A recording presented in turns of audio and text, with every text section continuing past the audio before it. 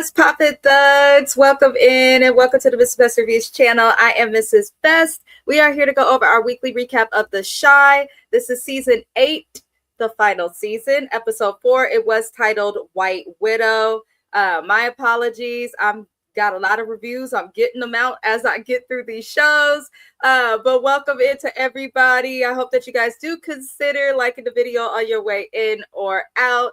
Also, hope that you consider subscribing to the channel. It is an easy way to support creators. It really does help. But whether you subscribe or don't subscribe, I appreciate you for taking the time to watch my review and watch this video. And I welcome anybody who's watching.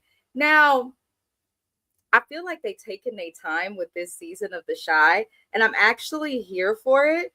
And I kind of like it because I feel like if we're going to do a final season, we need to do a final season correctly. We need to take our time, conclude stories, make sure that everything makes sense. And so far, I feel like they're doing a good job at this. So we start this episode out with Emmett and Kiesha thinking about couples counseling. They're talking to a social worker about, I believe his name is Devontae, which is Emmett's son, that was getting in trouble.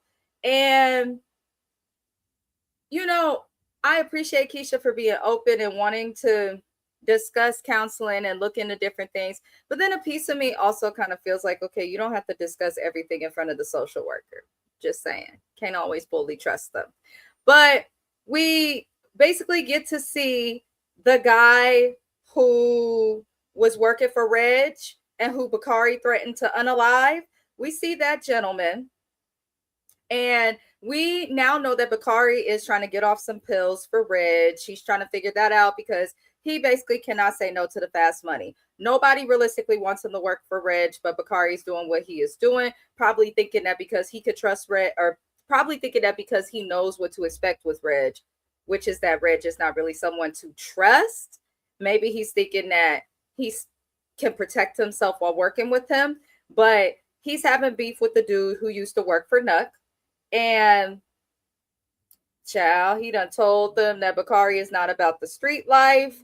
And it seems like Bakari is selling pills out of Smokey's, which kind of irritated me because I'm like, why would you do that and put Emmett's business at risk, put the community at risk? Like, Smokey is a beloved thing on this show. So I didn't understand why Bakari is doing this. We then also see Bakari go to Papa. Papa's talking about weed ain't enough no more for him. So now Papa's looking to upgrade and kind of get into pills, which shout out to the subscriber or the watcher. Somebody had commented on our last review saying that she believes that it might not just be Bakari that's headed down a path of potential death, but maybe it could be Papa because Papa is very lost, smoking like crazy. We see he's trying to figure out who's responsible for killing Pastor Zeke. And then in addition to that, now he's saying that weed's not enough and he needs pills. So shout out to that person who was watching the video and commented. That's why I love when you guys comment, because it offers a perspective that I'm like, that actually could happen. And then you have episodes like this one, and you could kind of see that happening. Like, anything can happen when you're taking pills. Like, shit can get out of hand. It's just a fact. That's why I say if you smoke weed, buy it from the stove. Other than that, it's okay to drink a little liquor, but just make sure whatever you do that you are safe. Don't be like Papa. Bakari didn't want to charge Papa for the pills, but was still willing to give them to him.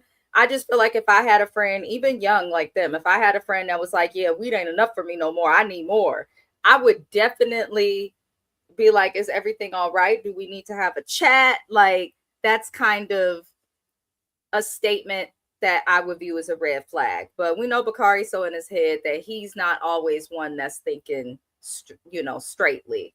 Rashad goes by and warns Nora. Nora is the woman who Patience was able to convince to tell the truth.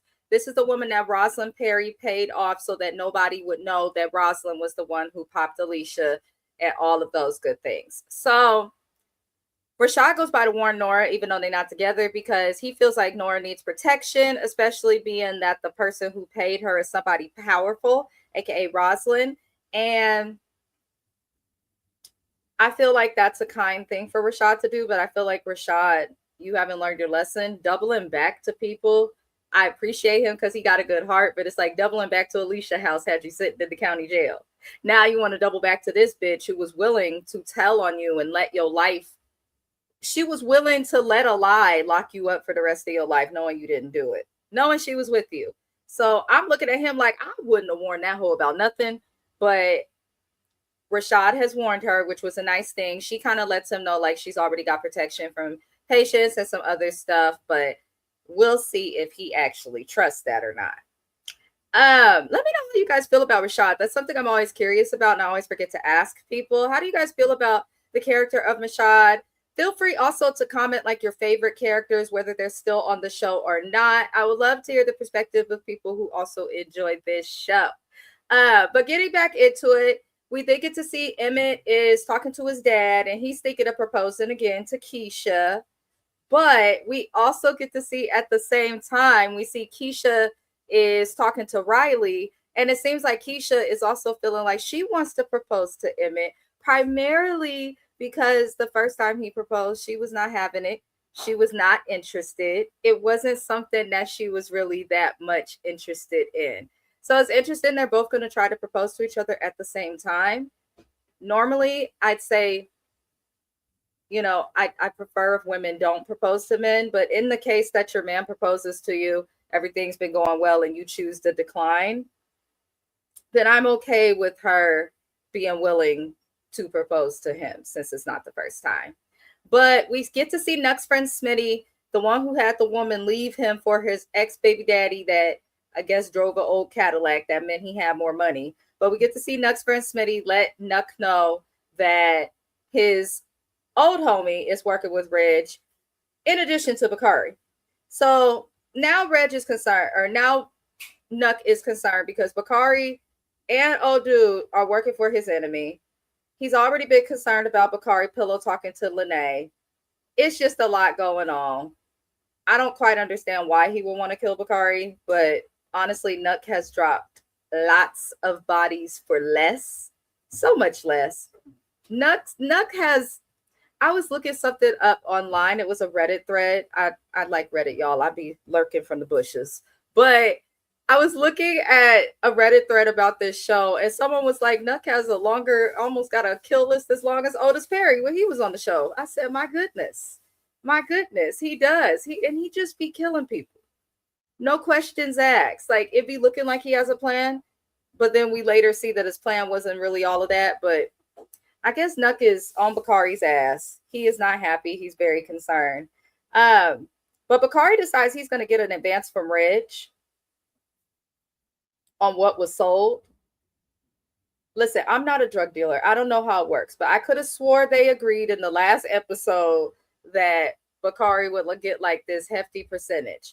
I guess since Reg pulled up on him, Bakari was like, well, shit, let me get the advance now. But what if you're not able to sell it?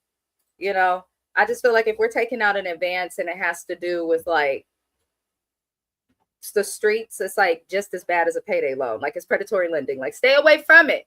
It's a cycle. That's just how I feel. But Bakari, unfortunately, does take an advance from Reg. And I feel like this is going to come back and bite him in his narrow behind. It's genuinely how I feel. Now, Jake becomes aware that Papa is popping pills.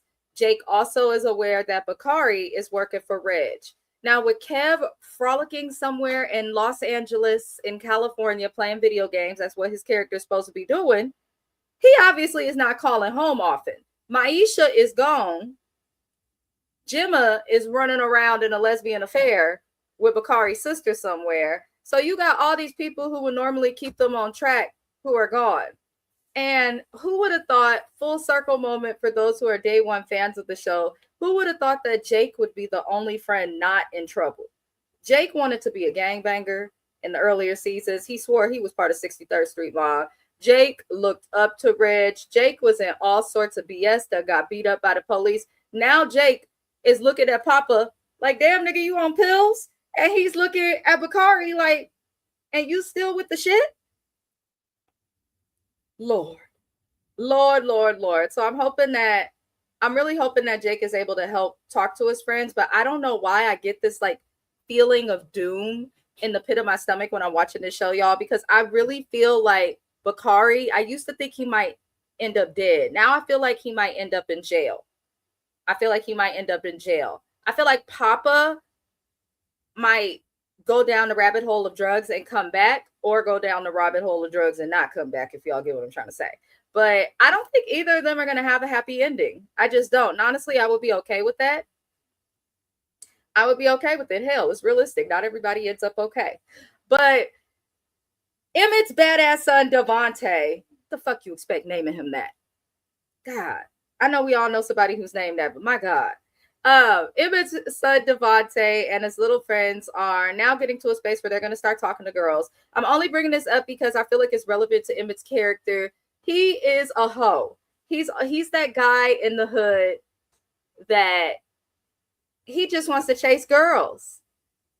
Shout out to Oh So Best. That was him in high school. Hot Best Express. But some boys go to the streets. Some boys chase after the coochie. Some boys stay inside. Emmett was the kind of guy that was chasing the cat, and it looks like his son may follow in his same direction. But I'm also concerned that his son having a relationship with these guys may actually get his child into some type of trouble, and we know that Devontae cannot afford to get in any form of trouble. Now, we see that the stud chick that's in Reg's crew is starting to beef with old dude who came from Nuck's crew. And that is definitely not going to be a good thing. Bakari ends up warned at Smokey's. The manager of Smokey's is somebody who did time, used to be in the streets. And the manager kind of picks up on the fact that they're aware of what Bakari's doing. And the manager lets Bakari know, like, hey, be careful.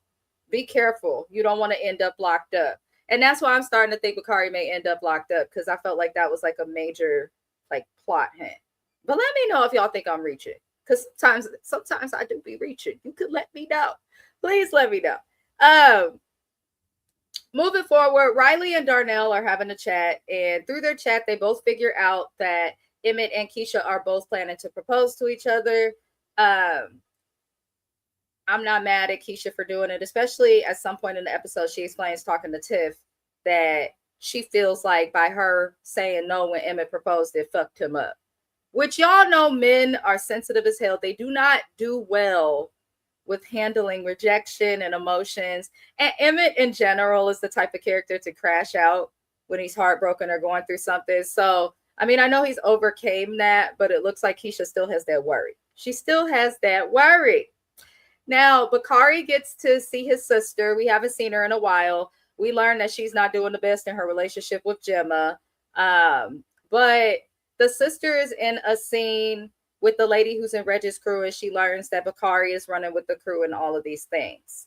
Now, while she is meeting with that person, Bakari and Lene, when he gets home to Lene, they are having serious issues. She is fed up with his concern for the fast money.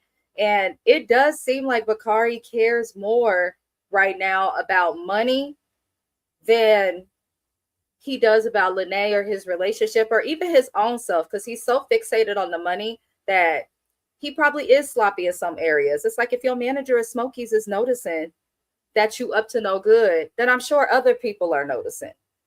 And then on top of that, the block is hot because everybody want to know who got past physique. So it's a lot going on. So I can understand Lene's concern, but I think Bakari made it worse by telling Lene more details than she really needed to know about a lot of the stuff that he was doing. But they're both young, so I just kind of say, you know, they both young and dumb. Maybe they'll learn. But she's fed up with him. She is definitely fed up with him and does decide to put his ass out the house. And I don't blame her. I don't blame her. You want to run the streets and shit, do what you do, but don't run the streets and then come back to my house so people can come here looking for you. Absolutely not. And if you really care about somebody, you'll push them to be better, not be in the streets. Especially if he has a book out, like find your lane. How you a published author and you in the street? Like make it make sense, Bakari, please. Kiesha talks to Emmett's son, Devontae, and his friends. This scene was a bunch of nothing. I'm going to just say, they should have used the scene as an opportunity to have the talk with the boy, considering he is the spawn of a hoe. Emmett was a hoe. Hell, Kiesha was a hoe. His parents is hoes. So, you know, have the talk, encourage monogamy. Don't just giggle like, he reminds us of someone. No, have the talk. But That was realistic because most parents probably would just giggle. Um, Jake and Bakari are heartbroken because Jake's girl that he was interested in, I guess the little heifer decided to play a game with him and posted herself with another man. And Bakari was put out. So Bakari really is the one who need a drink. Jake is being sensitive. You mad because she posted a picture with somebody else? Man up. Got all them dreadlocks. And you crying over a bitch. Like, I don't understand.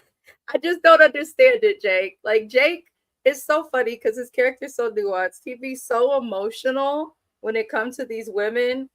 But then I'm just thinking back to the fact that he was really at one season, like in his mind, he was really part of the 63rd Street mob. Like, stop, Jake. Went from the mob to fashion to crying over a bitch posted up with somebody else on the internet. Like, stop. Apply more pressure.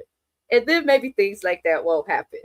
Um, Kenya meets with Lene. For those who do not remember, Kenya is the daughter of Pastor Zeke. But everybody in the show is in some club. I don't know. It looked like the new Caribbean city of Chicago. Shout out to Oakland. We have a club out here called Caribbean City. I don't know if it's still open, but it's like they got Jamaican food and jerk chicken at the bottom of it. And you could get you a sea moss drink. But then at the same time, the club is open past everything else out here till like 4 or 5 in the morning. And everybody in there is smoking, chilling. Just, it's like a big ass kickback. And I'm looking at the club that they were in and I'm like, everybody's smoking, just having a good time. I love a neighborhood kicking spot, just as a side piece. But Kenya does let Lene know that Zay, who is dead and who was Nuck's cousin, that Kenya was dating, Zay told her that Nuck killed Rob. And I said, woo.